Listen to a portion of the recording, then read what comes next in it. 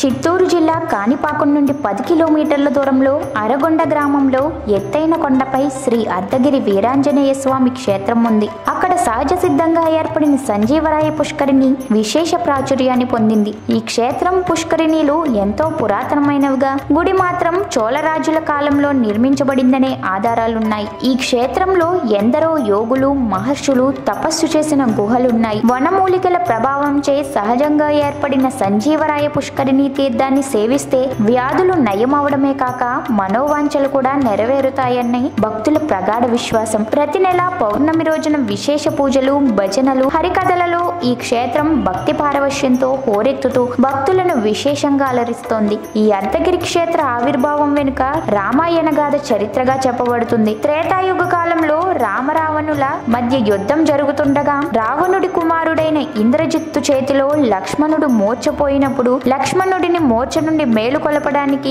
సంజీవిని తీసుకురావడానికి శ్రీరామ భక్తుడైన ఆంజనేయుడు జై శ్రీరామ్ అంటూ వాయువేగంతో ఆకాశంలోకి ఎగురుతాడు.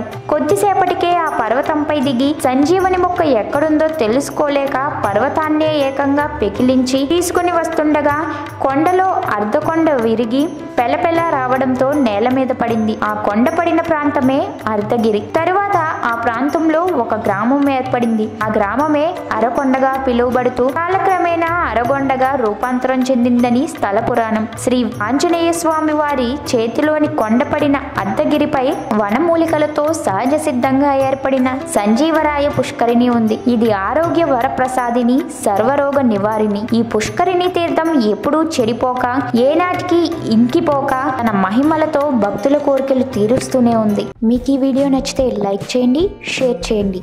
మరిన్ని అప్డేట్స్ కోసం మా ఛానల్ని సబ్స్క్రైబ్ చేయండి.